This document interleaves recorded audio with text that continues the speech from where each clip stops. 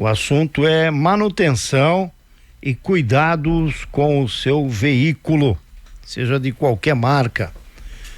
Quais são os princípios básicos aí para começar o ano de 2026, tendo segurança no momento de colocar o seu veículo na rua, não importa o ano.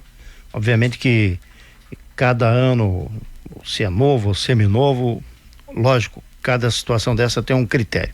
Mas eu estou recebendo 2 amigos, o Douglas Wizinieski, pois ele só me corrige se está certo ou errado aí o sobrenome, e também o Edivan Ferrari, da Ferrari Soluções Automotivas, que fica ali no Santa Terezinha, próximo da FIP. Eles já vão passar o endereço aí, pra gente falar sobre essas soluções para o seu veículo. Tudo bem, meu caro? Vou começar pelo mais velho. Pode ser, tudo bem? Pode ser. Bom dia, Douglas. Tudo bem, Douglas? Mais velho. Bom dia, Dirley. Bom dia, ouvintes da Rádio Cidade. Tudo mais bem velho. com vocês? Estamos à disposição aí para sanar as dúvidas de vocês. Tudo certo. De manutenção. Valeu. Tudo bem, Edivan? Tudo certo, tudo certo. Antes eu quero saber a trajetória de vocês aí. Quero começar pelo Douglas aí. Você trabalha como na área da mecânica já faz quanto tempo, Douglas? A gente já trabalha na área mecânica desde 2006, né? A gente começou lá atrás, né? Fazendo o curso, se especializando, fazendo o curso da montadora. Então daí a gente vem numa escadinha, né? Daí a gente começou como auxiliar de mecânico nível 1, mecânico nível 2, 3. E nessas datas, né, eu fui como chefe de oficina, né, supervisor de serviço, né, na concessionária da Peugeot de Brusque. Então, nessa ida e vinda, nesse tempo de aprendizagem, a gente está 20 anos aí na área da mecânica. E o Edivan? Bom, eu tô mais ou menos já uns 10 anos aí no ramo dentro da oficina, vamos dizer. Comecei numa autoelétrica, da região mesmo, em Brusque, na Conexão aí, pô. Mandar um abraço lá pro pessoal também. Depois fui pra concessionária da Fiat, né? Trabalhei bastante tempo lá. Assumi linha de frente da oficina, né? Com os famosos pepinos que surgem no dia a dia. Trabalhei em oficina multimarcas também e por último trabalhei na concessionária da Jeep. Bom, eles resolveram se unir aí e formar a Ferrari Soluções Automotivas, que é uma empresa, uma mecânica que fica ali na rua Alois Winter, no bairro Nova Brasília, próximo à FIP. A empresa já está com quanto tempo de existência aí? A gente conversou, né, ano passado, né, eu e a Edivan, a gente já conversou, alinhou, fez alguns almoços junto, a gente jantou lá na nossa casa, pra gente alinhar, né, pra ver se a gente tem o mesmo ideal, né, porque hoje é muito difícil a gente ter um sócio, né, então a gente gostaria de ter essa linha de frente. Então, como a gente tem essa conexão, tá? E a gente resolveu abrir. A gente tá aberta 90 dias. 3 meses. 3 meses? 3 meses? Fez essa semana, 3 meses. 3 meses, graças a Deus, assim, a gente tem mais de 100 clientes atendidos nesses 90 dias. É bastante cliente para quem abriu agora. Claro que a gente já tá uma longa data, então a gente conseguiu trazer bastante cliente que a gente já tinha entendimento, conseguia resolver os problemas, né? O Edivan também, como tem bastante clientes, então, graças a Deus, 3 meses, mas com mais de 100 clientes atendidos, hein? Muito bem, vou começar então fazendo minhas dúvidas aí. Eu tenho uma dúvida que vamos falar de câmbio mecânico e o automático. Tema sensível, mas vamos lá. Mecânico ou automático. Tem um tal de duológico aí que cada vez que eu escuto falar desse duológico eu saio fugido. O duológico deixa pro Edivan. Esse, cada vez que eu falo esse duológico, e não é só uma marca que tem, não, são várias que usam assim. Várias. Eles mudam só o nome, mas assim, eu já fui pesquisar, é a mesma coisa. Mas eu tenho uma dúvida aí, vamos lá. Pois não. Se você tá num carro seminovo, não vou falar de um carro zero, pode acontecer, mas um seminovo na estrada, e de repente o câmbio, de alguma forma, ele quebra. Pode quebrar? A primeira pergunta é essa. Pode quebrar? E segundo, ao quebrar um câmbio automático, o que se faz? Qual é a solução para o sujeito que está na rodovia? E a solução é chamar o mecânico, mas vamos lá, e aí? Não tem sinal de celular, não tem nada, como é que faz para dar sequência a uma viagem quando o câmbio automático pifa? Ok, vamos lá. Câmbio automático, ele pifou, quebrou, só que ele não vai quebrar do dia pra noite, tá? Então ele vai dar sintomas, né? Vai começar dando uns trancozinhos, daqui a pouco esse trancozinho já não vai ser pequeno, vai ser grande, então ele já vai alongar um pouco as marchas e o proprietário ele vai sentir quando o câmbio já não tá legal. Tá? Então ele não vai quebrar do dia para a noite. Quando você fala em alongar a marcha, ele não troca a marcha adequadamente. Né? Isso. Mas o proprietário, o condutor, ele vai conseguir sentir isso, vai ter a sensibilidade. Ele não vai travar do dia para a noite. Isso já vem uma escadinha, uma escalada, né? Muitas vezes, só pegando a deixa, é por causa de falta de troca de óleo de câmbio automático. O câmbio quebra, tá?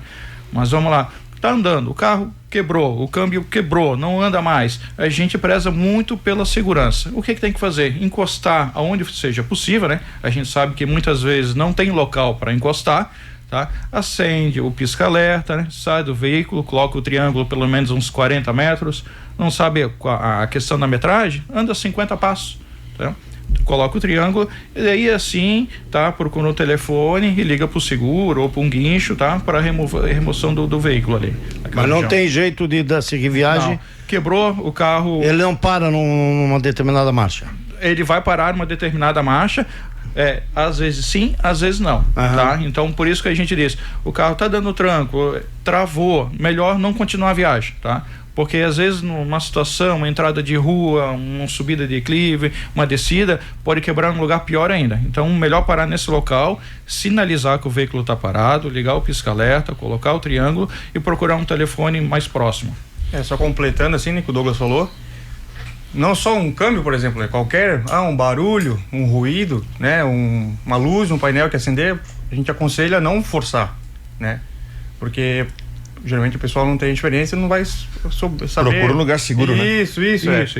Um posto, sei lá, algo nesse sentido aí. É que às vezes pode ser um probleminha, né? Mas se o condutor continuar andando, vai ser um problemão. O meu carro quebrou por causa de uma peça de R$30. Acontece bastante. É uma peça do tal do atuador da embreagem. Aí levei para o conserto e falou assim: tu não vai acreditar. Foi, teu carro parou por causa de uma pecinha de R$30. Uma pecinha de plástico. Isso. Agora vamos colocar numa situação, né? Você força, anda, talvez não ia ser mais R$30, né? Ia ser 500, ia ser 1.000, ia ser 2, né? Então a gente pega bastante casos assim, tá? Bem, isso aí mesmo. R$30. R$30.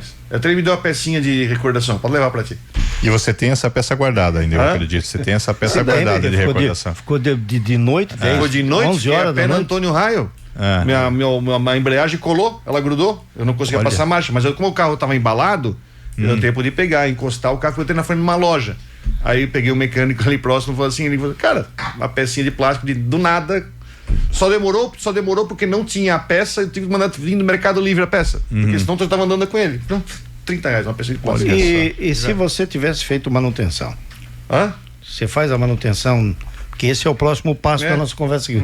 Mas, Rodrigo, é sério, perguntar para você faz a manutenção, seu carro vai para uma oficina e faz uma revisão, que tipo de revisão você faz no seu carro? Como é que você trabalha a revisão? Qual é o tipo de revisão que você faz? De suspensão, do motor. Mas você faz pela quilometragem, é isso? Ou faz quando você sente? Eu faço sempre no final do ano ali, novembro, por ali. Claro, nunca escapei, meu carro já quebrou também, por outras situações. Eu quero entrar nessa linha. Quanto o carro mais velho também, né? Também tem isso, né? Eu quero entrar nessa linha de revisão, porque eu já ouvi as seguintes expressões de revisão. Revisão básica, revisão intermediária e revisão premium. Aí eu fico pensando, meu amigo, minha amiga, dona de casa, meu amigo do trabalho, revisão é revisão. Um carro novo, um carro novo está na garantia da concessionária, mas vamos falar num carro seminovo, carro que já perdeu a garantia, tal. Quando alguém chega para você, vamos fazer uma revisão básica, revisão intermediária ou revisão premium? Certo. Só as polêmicas hoje, né, Douglas? Como é que é? O que é uma revisão premium aí, então? Porque hoje a gente tem muitas oficinas, né? Então, dentro dessas oficinas, né, ou dentro de concessionária, né, a gente oferece ali a revisão básica. O que é a revisão básica? óleo, filtros, fluidos. A intermediária já vai entrar um balanceamento, alinhamento, tá? Uma premium, né? Já pode entrar ali, né? Além do balanceamento, alinhamento, a correia dentada, a correia do tensor, tá? Então, arrefecimento. Então, por isso que tem essas 3 revisões, né? Mas isso é de oficina para oficina. Por exemplo, a gente não trabalha com essas 3 linhas, né? A gente recebe o veículo, faz o diagnóstico, né? Faz a inspeção por foto, né? E a gente, tudo que tem no veículo, a gente faz vídeo, manda foto pro cliente, faz vídeo chamada, explica item a item o que tem necessidade para fazer. E a gente elabora o que precisa mais urgente. Por exemplo, correia dentada, óleo, e assim por sequência, tá? Então a gente não gosta de trabalhar de revisão básica em intermediário de prêmio. Mas peraí, então agora vamos lá. Eu tenho um carro que tem 50 mil quilômetros. Certo. 50 mil quilômetros. Nunca trocou uma correia dentada. Certo. Aí eu vou lá e vocês são capazes de fazer uma pergunta dessa, você quer, digamos, tem gente que tem mecânica que faz, tem a básica, intermediária e prêmio. Ora, se tá com 50 mil quilômetros, o cara já pode achar o seguinte, trocou a correia dentada? Não. Então não tem revisão básica, é revisão onde a correia dentada, tô falando de um item primordial num veículo. Eu não sou mecânico, mas eu sei que sem correia dentada o carro não anda, né? E detalhe, né? Correia dentada a gente já começa a trocar com 60 mil quilômetros, né? 60 mil a gente já começa a verificar essa correia. Claro que tem alguns veículos a gente troca um pouquinho antes.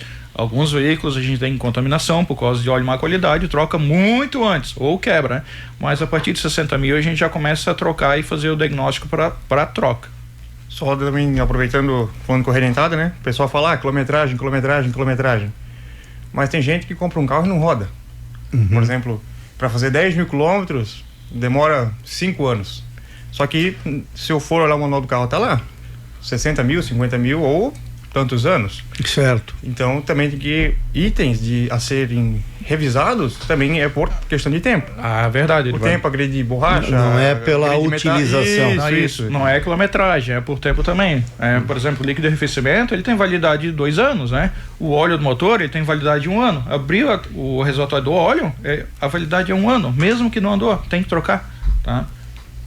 Isso é uma coisa que às vezes surpreende. Sabe aquela história assim, quanto deu o orçamento? Já aconteceu comigo. Deu tanto, beleza, pode fazer. Mas apareceu um outro probleminha aqui. Mas aí é uma coisa. Pode acontecer, né? Não, vou ser sincero, o orçamento passou de 1.300 para 6.000. Não, mas aí tem que fazer errado. Assim, Rodrigo, o que acontece? Por exemplo, tu vai chegar lá, vou falar na nossa oficina, né? Chegasse lá com um bagulho na roda, por exemplo. Eu e o Douglas vamos fazer o diagnóstico, a gente viu que é o pivô. Um caso bem comum, acontece todo dia na oficina aí, auto center, enfim.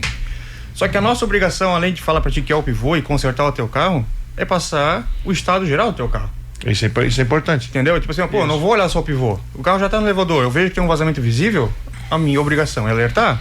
Vai do cliente querer fazer ou não, mas a nossa função é alertar. Isso. Eu vou dar um exemplo contrário que já aconteceu comigo, de passar o orçamento e depois, surgiram mais coisas, o orçamento aumentou e no final ele reduziu, porque não precisou fazer determinada... Então acontece, porque não tem como você saber, eu imagino, né? Acontece. A inspeção de veículo, eu falo que é igual reforma de casa, né? O pedreiro vai lá, vai fazer um orçamento do telhado, né? Mas às vezes a telha tá ruim, mas o sarrafo tá bom. Sim. Né? O caibro tá ruim. Então é uma situação um pouquinho complicada. A gente gosta de colocar no campo observação sempre. A gente olhou isso, olhou aquilo, a caixa de direção, tem vazamento, mas a gente vai colocar observação porque a gente não tem não tem visibilidade do defeito. Só posteriormente a gente andar trocando essa peça para a gente evoluir no diagnóstico. Isso acontece, mas sempre no campo observação. Deixa o cliente ciente, né? De todas as situações, e daí não tem surpresa, né? Pro reparador, nem pro cliente. Agora, o Direi falou em manutenção preventiva, Edivan e Douglas. É comum o pessoal tem essa preocupação que o Rodrigo tem, por exemplo, de 1 ano, vez por ano, pelo menos, fazer uma manutenção preventiva, verificar o que precisa ser. Eu vou citar o meu caso. Em dezembro agora. Não é só trocar óleo, né? Em dezembro agora. Tem gente que tem o costume de só trocar óleo, vai ali no troca ou botar o combustível. Isso não, mas trocar óleo. Tem gente que tem o costume de trocar óleo. Vou dar um exemplo. Em dezembro. Adesivinho no vidro lá, tem que trocar óleo. Dezembro agora eu ia fazer fiz uma viagem para Lages e o meu carro tava com um barulho estranho. Eu levei no mecânico E ele descobriu um monte de outras coisas que estavam nesse. E se eu botasse o carro na estrada naquele jeito lá, talvez eu nem voltasse com ele no guincho. Resolvido o problema. Mas as pessoas costumam procurar para fazer isso naturalmente, não apenas como foi no meu caso, devido a um problema. A gente tem alguns clientes, né, realmente assim, que gostam de fazer a manutenção preventiva, né? Uma vez por ano vai lá, faz a revisão, troca óleo, troca fluidos, faz aquele check-up geral no veículo, tá? Outros não, outros mal e troca o óleo, só vai quando quebra, tá? Adianto falar assim para vocês que a manutenção preventiva ela se torna muito mais barato, né? Porque Sim. você está acompanhando, está vendo, está conhecendo o histórico do seu veículo. A corretiva quebrou já, e quando quebra é mais um monte de peça que vai junto. Então a gente tem bastante cliente que faz a manutenção preventiva. Detalhe, né? A gente gosta de falar sempre para os clientes que a troca de óleo é a cada 5.000 quilômetros, né? E a revisão a cada 10, tá? Então seria um cenário ideal, assim. Eu vou dar um exemplo assim de se eu entro num carro que a palheta tá arranhando o vidro, cara, sinceramente, esse carro não. Se você quer vender um carro para mim, eu olho a palheta, tá lá aquele já arranhãozinho no vidro. Sim, a palheta. Me desculpa. Quem deixa ficar uma palheta no vidro que arranha, ele não troca óleo no tempo certo, ele não olha uma correia dentada, ele não vai ver um pivô. Porque isso aí, meu amigo, é o básico do básico. Você trocar palheta, não é nem eu tô falando nem o óleo, tô falando da palheta. Agora eu te pergunto aqui, vocês já pegaram, ou na empresa de vocês hoje, ou já onde vocês trabalham, nas concessionárias aí, já pegaste um carro assim que quando tu começa a abrir, tu começa a chorar junto com o dono? Já. Todos os dias. Todo dia. Começa a chorar junto com o dono assim, É complicado. Detalhe, além de fazer a revisão preventiva, corretiva, mexer com ar-condicionado, fazer todo o diagnóstico eletrônico, ABS, freio, a gente faz inspeção de veículo, né? Então, o que é essa inspeção, tá? Eu tô comprando um carro, meu Deus, eu tô na dúvida, eu tô comprando um carro na concessionária, eu tô comprando um carro lá... Legal, vocês fazem inspeção, se eu quiser comprar um carro, levo lá numa loja ali, isso, aquilo e tal, ou de um particular, né? A gente faz uma inspeção técnica desse veículo. Vocês fazem uma cobrança, óbvio, por isso. Óbvio, porque é um trabalho, né? Certo. É um trabalho. A gente vai verificar o estado dessa bateria, a gente vai verificar os defeitos eletrônicos, vai verificar a quilometragem que está gravado no módulo, que isso é muito importante, tá? E vai fazer um check-up geral no veículo e vai entregar, tá, essa situação para o proprietário, né? Ou o futuro proprietário. Então, quando a gente pega esses defeitos, esses carros com muitos problemas já em revisão, foi uma compra mal feita, em muitos casos. Tá? Porque a gente compra um carro usado, tá? E tem um aglomerado de coisa para fazer, amortecedor, suspensão, pneu, tá? Daí a gente começa a investigar um pouquinho mais a fundo, ele acabou de comprar o carro, tá? 4 meses, 6 meses, tá? E muitas vezes as garagens não dão garantia, tá? É só motor e caixa, e olha lá ainda. Só completando o que o Douglas falou, né? A gente não vai falar assim, Dirley, tu pode comprar esse carro ou não pode. A decisão é sua, a gente só vai passar o estado geral do carro. Isso, a decisão final é sempre do cliente. Ele não vai induzir ninguém a fechar negócio ou não. A gente mostra o que tem para fazer, Isso. porque a gente também não sabe a negociação, né? Às vezes Dirley pode estar comprando um carro muito abaixo da FIP, né? E às vezes tem um custo aí de 10, 12, 3 mil reais, mas isso, né, é com você. A gente só está mostrando o histórico que o veículo tem. Então tem isso também. E complementando, tá? Cliente que a gente entra no carro, que a palheta tá ruim, quase 100% dos outros detalhes está ruim também, tá? Porque assim, custa passar no posto quando abastecer uma a palheta é um item de segurança, né? Tá doido, cara. Se a gente não cuidar de palheta, lâmpadas, né? Então não vai trocar óleo certo também. Não, eu acho o seguinte, você conhece o cara pelo carro também. Com certeza. Você conhece o sujeito pela casa. Também, pelo quintal, né? Pelo quintal. Se tiver muito mato lá na hora que você entra, você imagina como é que tá o resto, né? Mas pelo carro a gente conhece a pessoa. Né? Enfim. Mas eu vou fazer um intervalo, depois eu quero outras informações de vocês aí nesse bate-papo que a gente tá fazendo aqui com dois mecânicos que são bastante experientes, apesar de jovem, e surpreende aí pelo conhecimento que eles têm na linha mecânica, não importa se é soluções automotivas, que são os nossos entrevistados de hoje. Daqui a pouco a gente vai falar também sobre motor elétrico. E aí? Rodrigo Santos, faça a sua pergunta aí, por gentileza. Minha pergunta é a seguinte, vocês, como é que funciona, por exemplo, essas dificuldades para explicar, por exemplo, ou vocês têm encontrado a questão, a gente falou sobre isso, mas eu queria falar sobre falta de peças, né? Marcas que de repente tem uma dificuldade para você conseguir peça que demora, porque tem aquela marca que você tem uma disponibilidade, ou dependendo da peça, né? Um parafuso é uma coisa, mas alguma outra situação, como é que vocês têm lidado com essa questão de falta? É uma coisa que preocupa mesmo, esse negócio de falta de peça, que às vezes o cidadão tá lá, tá precisando do carro, aí fica 1 mês, 2 meses na oficina porque não tem a peça.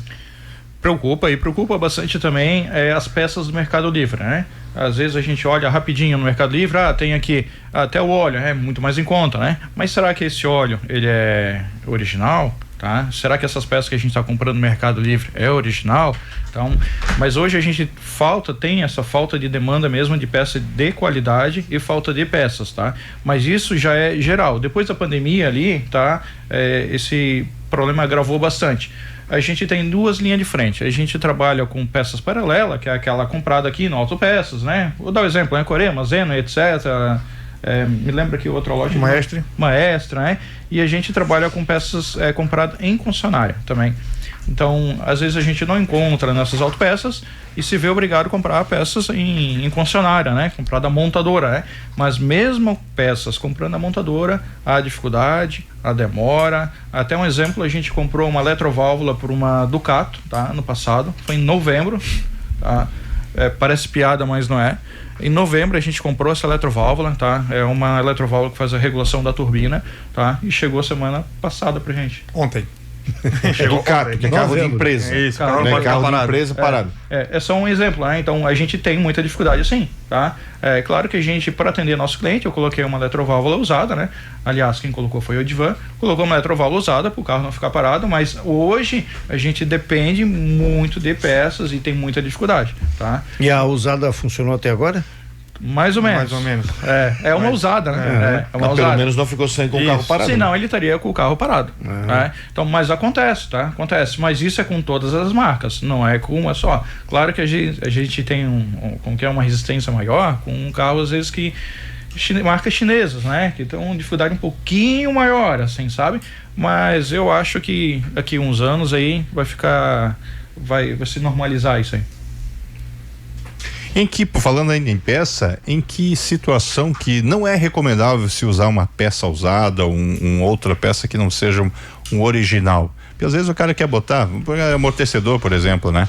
Não vou usar não vou botar o original, o novo, vou botar um outro, até pela questão de custo. Em que situações que vocês não recomendariam de jeito nenhum? Certo. Peças usadas a gente não recomenda colocar, né? Sim. Qualquer hipótese. Qualquer hipótese, mas assim, tá? Meu Deus do céu, vou ficar com o carro parado 1, 2, 3, 4 meses, sou obrigado a colocar essa peça pro carro andar, né? Tudo bem, daí a gente coloca, né? Mas se for uma peça que envolve segurança, não dá para fazer um termo de responsabilidade, não existe hipótese. Partiu para a segurança, né? A gente não aplica nada errado. Tem peça e peça, né? Tem um botão que tu não tá achando, isso, né? Não vai influenciar. Vai pra desmanche, por exemplo, tu vai achar alguma coisa? Isso. Eu tenho meu carro, tem uma peça que eu não acho de jeito nenhum. Qual peça que seria? É um comando do vidro elétrico. Não acho de jeito. Um comando do vidro elétrico. Não acho de jeito nenhum. Já é uma peça que, querendo ou não envolve tanta segurança assim, é mais um conforto, né? Mas poderia colocar uma peça usada que não tem problema nenhum. Não tem problema não vai atrapalhar a segurança do carro. Isso então, mesmo. O teu vidro elétrico não tá funcionando? Só baixa. Não levanta o vidro? Não, eu tenho que trancar o carro.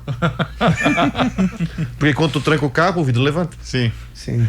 Que coisa, rapaz. Tá aí, ó. Solução, de repente. Vocês me ajudam a achar essa peça. Ou a gente pode fazer até um conserto também. Tem muitas peças a gente consegue fazer conserto, né? Se for um defeito uma placa eletrônica, tem conserto. Às vezes um botão tem conserto, né? Claro que algumas peças, um amortecedor tá com folga na haste, tá vazando óleo, não tem conserto. Não compensa, tem que colocar novo, né? Mas um detalhe assim, talvez tenha conserto. Hoje eu percebi que vocês têm um trabalho começaram o programa falando que a Ferrari Soluções Automotivas tem um trabalho de verificação completa do carro, não só aquele defeito que o o proprietário aparece dizendo, olha, tem um defeito aqui no vidro, não está subindo, mas acaba dando uma olhada em outros itens e depois passando uma informação para o cliente, né? E para saber que vocês fazem vídeo, fazem foto, vocês disseram aqui no começo, né? Isso mesmo. Como é que funciona isso? Na verdade, o nosso trabalho, a nossa missão, assim, quando o Edivan, a gente abriu, é trazer uma solução, tá, automotiva para o cliente, tá? Até o nome da empresa nossa é esse, né? Ferrari Soluções Automotivas, né? Então a gente faz o checklist ao cliente lá, vamos colocar, supor que o carro está entrando com falta de ar-condicionado, não está gelando o ar-condicionado, tá? A gente faz o checklist por foto, coloca as proteções no veículo, encapa o volante, encapa o banco, né? Daí a gente começa já com um trabalho diagnóstico, e nesse trabalho diagnóstico vai fazendo vídeo chamada. Se o cliente está ali, não é necessário, porque daí a gente vai mostrando para ele, né? Mas todo item que a gente está fazendo pré-diagnóstico, a gente vai enviando para o cliente, né? Fotos, vídeos, chamadas, para ele ter um acompanhamento também e ele saber que a gente não vai colocar nada sem autorização no carro dele, né? Daí quando a gente achou o defeito, a gente passa pro cliente, ó, o defeito aqui é, por exemplo, assim, a caixa evaporadora, tá aqui, ó. Daí a gente manda filmagem para ele, fotos, né? Manda tudo regradinho como tem que ser, né? Isso aí também acaba gerando uma confiança, né? Porque também tem gente que às vezes é entusiasta, gosta de carro e tal, só que não tem a possibilidade de ver um carro por baixo ou algo nesse sentido, um negócio mais a fundo. Então a gente gravando ali, mostrando a real situação, o cliente acaba ficando à parte, né? Isso também traz muita segurança para o cliente e para a gente, né? Por exemplo, assim, vai deixar o seu veículo conosco, né? Eu quero que verifique isso, aquilo e tal, né?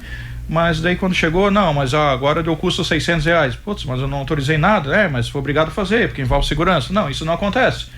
A gente sabe que até fechou uma loja em Blumenau que acontecia muito isso, né? Deixava para fazer uma coisa, quando chegava vinha muito mais coisa.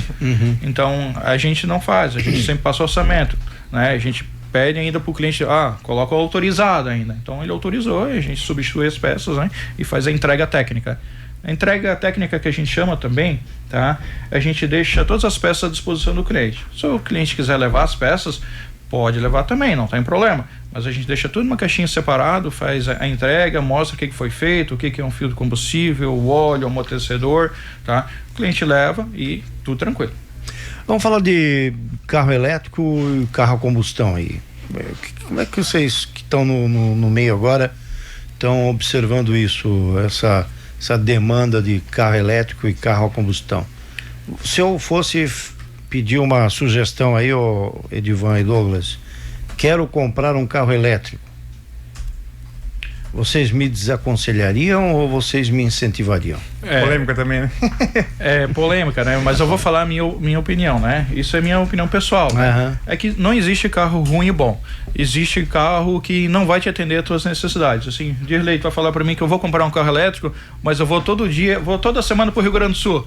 O carro elétrico não vai te atender, entendeu? Vai chegar em Florianópolis, a bateria vai pedir para carregar. Daí tu vai ter disposição de ficar 2, 3, 4, 5 horas lá no posto de combustível, né? Esperando a bateria carregar? Não vai, né? Nesse caso, um carro a combustão para ti seria ideal. Agora sim, eu vou comprar um carro para minha filha, para minha esposa, só andar aqui dentro da cidade, para faculdade, vem para casa e tal, só esse perímetro urbano, né? Um carro elétrico vai te atender. Tranquilo, tá? Então, tem só saber essas duas situações, né?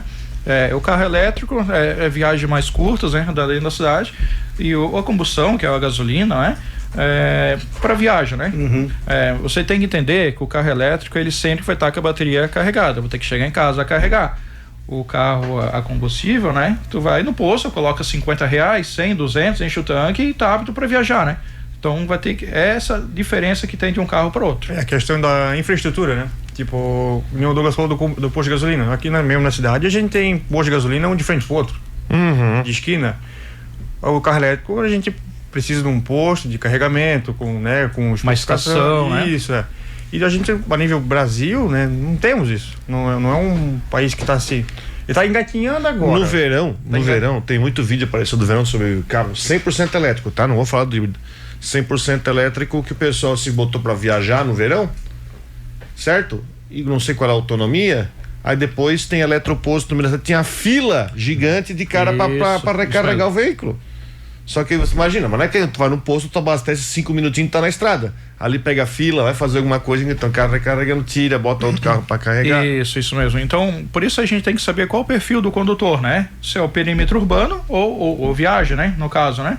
Então, é essa... Porque carro ruim não existe, tá? Existe carro mal comprado, digamos assim. Não tem a necessidade. Né? Não tem necessidade. Mal comprado foi boa. Mal comprado foi legal. E o híbrido? O híbrido também é bom, né? Porque ele atende os dois combustíveis ali, né? Mas essa parte híbrida eu vou deixar mais para o Edivan, que o híbrido o Edivan tem mais conhecimento. Olha só, Edivan, você que conhece então. Olha, o híbrido bom, a questão do híbrido ela vai pesar um pouco, mas só realmente na hora da manutenção, né? Falando de manutenção. Porque hoje, primeiro dono, segundo dono, ok. Mas, daí esse carro daqui a um tempo, né? Quando a bateria talvez começar a descarregar uma célula dentro, ou um gerador, né? Começar a querer dar um problema. Enquanto o carro é novo, uma opinião minha, né? Ok. Mas e o terceiro dono, o quarto dono, tá disposto a manter um carro desse? Quer ter eu tô economizando combustível agora, mas e lá na frente, a manutenção dele, como é que fica? O pessoal tem que olhar isso aí. A linha de um carro híbrido, vamos lá, é a mesma de uma combustão em relação à manutenção? Não. A manutenção ela é um pouco, ela além de ser, vamos dizer assim, ela tem que ter um conhecimento técnico maior, um ferramental maior, né? E estrutura, né? Enfim, da oficina. Tô com vontade de fazer uma pergunta polêmica. Faça. Opa. Vou fazer uma pergunta, é pergunta sincera. Polêmica, 8h40. Estamos com 2 mecânicos aqui, eu vou fazer uma pergunta, pergunta sincera.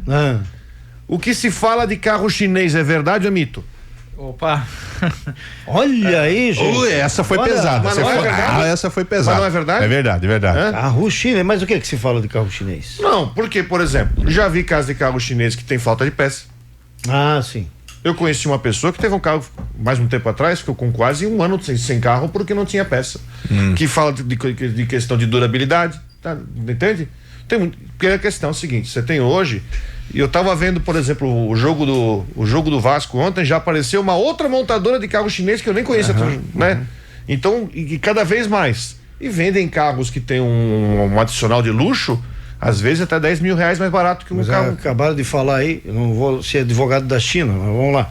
Acabaram de falar que levaram 2 meses, não, novembro, 3 meses para receber uma peça de uma Ducato. Ducato não é fabricada no Brasil, é fabricada na Itália. Não, hoje não mais. É nacional, fabricada em Pernambuco? Ducato? Não, também não. Não é em Goiânia? A Ducato ela teve fabricação já na Polônia, México, e hoje atualmente ela é produzida na Argentina. Na Argentina, tá. Mas assim, onde é que eu quero chegar? Eu tenho visto que cada vez mais as marcas chinesas têm vindo para o Brasil. E você já perdeu a conta de quantas marcas? É um carro a combustão chinesa, a mecânica dele, no caso uma peça, pode levar tempo para trazer?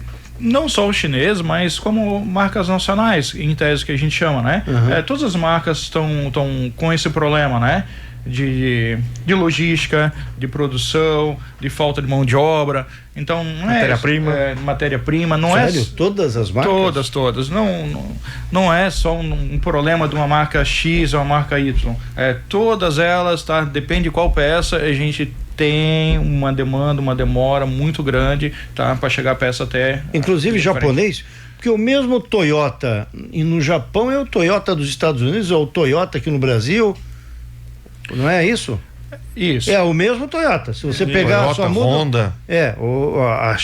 O Japão, que eu já ouvi reportagem sobre isso, o mesmo carro mecânica lá em Tóquio é o mesmo que vende para Nova York, é o mesmo que vende para Europa, é o mesmo que vende para o Brasil.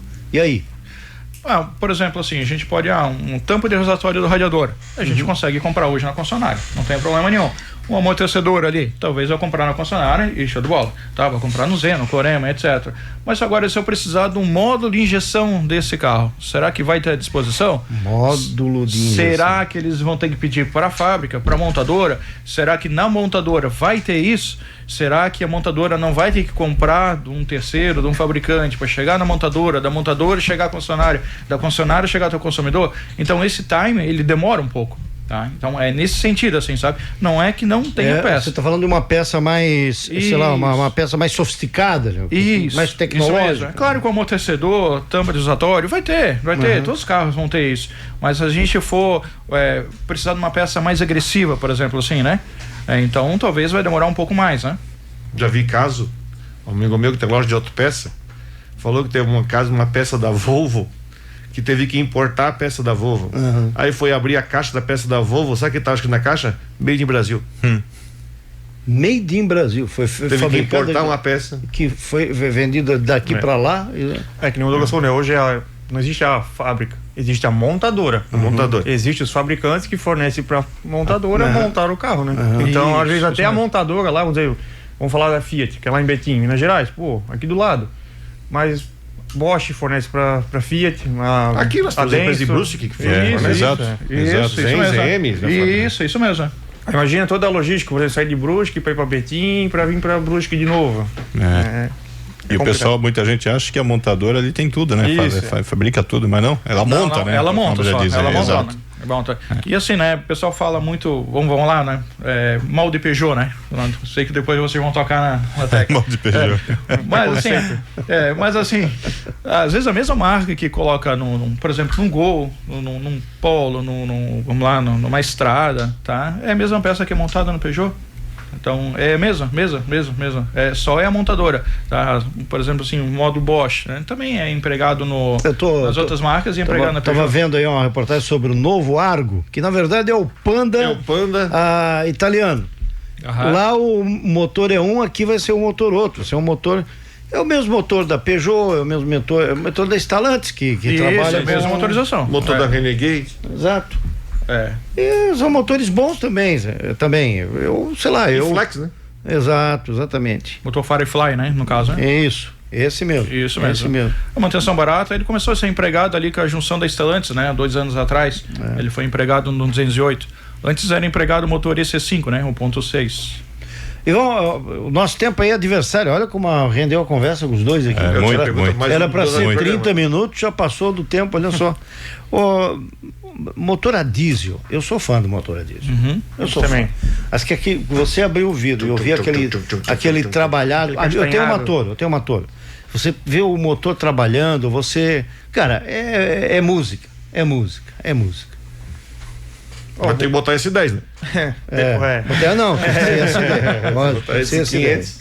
Hoje com as novas normas de poluição ali, o S10. Mas anda, né? Se botar o 500 anda um pouquinho, vai destruir o motor. Não, ele não vai destruir o motor em si, né? Nem parte de injeção, ele vai destruir a parte de pós-tratamento. Hoje os motores a diesel, a partir de 2014, todos eles são equipados com um sistema de pós-tratamento que a gente fala. Que são EGR, né? Que reaproveita os gases, é o DPF, que é o que filtra o gás que seria jogado para a atmosfera, né? Agora, já falando em motor a diesel, não dá, cara, não me seguro. Lá vem e o tal de Arla, hein, ó. Esse Arla aí é pro cara do Arla vender, né? Porque, fala sério, cara, esse tal de Arla, eu ando com 2 veículos a diesel, um não vai Arla, que é até 2022, ó. E o outro, que é 24, já tem que botar o Arla. Fala sério, cara. Isso é pro cara do Arla vender, né?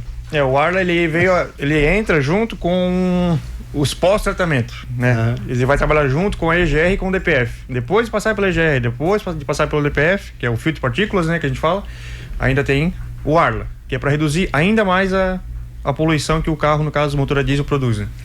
Me diz uma coisa. Tem um amigo nosso, Rodrigo, que é motorista de ônibus, que disse assim, olha só, Rodrigo, ele disse assim, Dirley, dia que acabar o Arla no teu carro, que tu tá mostrando lá que o Arla tá acabando, que tens que... Mas tu tá num lugar que não tem... Joga água mesmo, cara. Joga água mesmo que vai funcionar. É que, na verdade, o Arla não é função do motor, é só por causa de poluição, né? Mas eu quero saber se modifica alguma coisa, não no motor, mas destrói alguma coisa lá no escapamento, pode dar algum problema, porque para mesmo o carro quando não tem Arla? Para? O que é o Arla, né? O Arla é o agente redutivo líquido, alguma coisa que eu acho que fugiu, né? Tá bom. Mas enfim, água e ureia.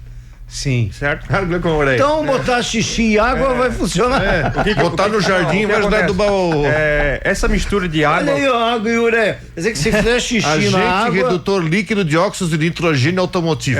Tá, se colocar o xixi na água e botar... Não vai? Não, porque acontece... Ou na urina tem a ureia, pô? Essa água com a ureia, ela vai fazer uma reação química dentro do escapamento, que vai fazer a redução de... Sim, da emissão de gases. Dos gases, O que acontece, só pegando ali a deixa, né?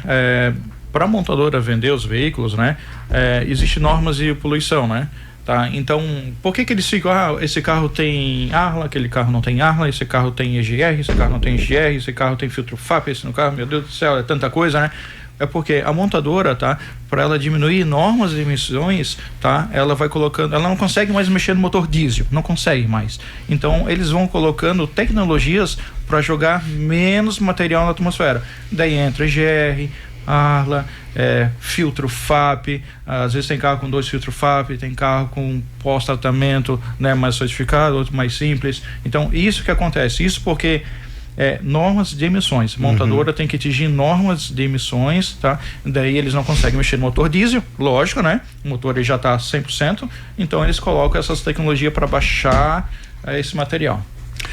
Muito bom, a conversa tá boa, mas eu preciso terminar aqui. Quero agradecer ao Douglas Wisniewski e também ao nosso querido Edivan Ferrari. Poxa vida, hein? Que sobrenome forte. Ferrari. Esse nome... Rodrigo. Puxa vida. Ferrari já começa. Só não pode botar o cavalinho. Já foi conhecer a família do seu Enzo lá em... Lá em Maranello? Seria interessante. Nunca tivesse interesse assim, ver se o tio Enzo, hein?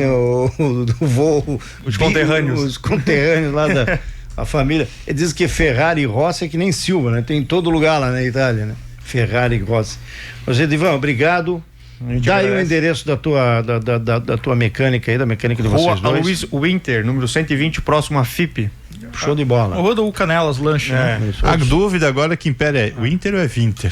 Pra mim é Vinter. Quer dizer que vocês são vizinhos do nosso amigo Hamilton Gama ali, da Passolina. Depois. Depois?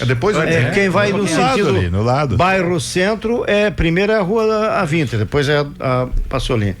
Mas olha, gente, pode conferir aí, dá uma passadinha lá, faça se você, uma coisa que eu não sabia que eles faziam, você está comprando um carro, está adquirindo um veículo e quer uma solução realmente para aconselhamento. Uma compra boa. Uma compra boa, isso aí. Boa negociação. Uma boa negociação, você vai ter aí 2 caras que entendem, que trabalharam em concessionária forte aí, ó. Diga aí, Douglas. E lembrando assim, que não existe carro ruim ou carro bom, né? Tá? Existe compra mal feita, né? Porque às vezes a gente tem um carro bom, né? O proprietário anterior, ele cuidou, trocava óleo, trocava palheta, trocava fazia a manutenção preventiva, né? O segundo proprietário ou terceiro, ele vai colher esses frutos, né? Agora, se a gente pega um proprietário que mal troca óleo, mal mexe na suspensão, mal faz isso, mal faz aquilo, tá? O segundo proprietário e o terceiro que vão colher, tá? Então, é uma compra mal feita, na verdade, tá? Então, tem que fazer uma compra bem feita. Obrigado a vocês. Só um detalhezinho, né? Se puder fazer um agradecimento ao seu Paulo, né? Que cuidou da reforma lá da nossa oficina. Eu agradeço também. Então, baita no empreiteiro aqui em Brusque. Então, a gente agradece bastante a ele. E eu gostaria de agradecer a minha esposa, Bárbara, e minha futura filha, que vai nascer agora em maio, né? Sofia, tá? Todo pelo apoio aí, pela parceria. Porque a gente trabalhava 19 anos na concessionária, né? Então, a gente pediu a conta para abrir uma oficina. Então, quando trabalha empregada quase 20 anos e pede a conta, não é fácil, né? Então a gente tem um apoio da família muito grande. É uma aposta. Já deu. Não, aposta que está dando certo. Já está colhendo frutos. Agradecimento assim pelo apoio, né? Que a família é muito importante na nossa vida. Com certeza.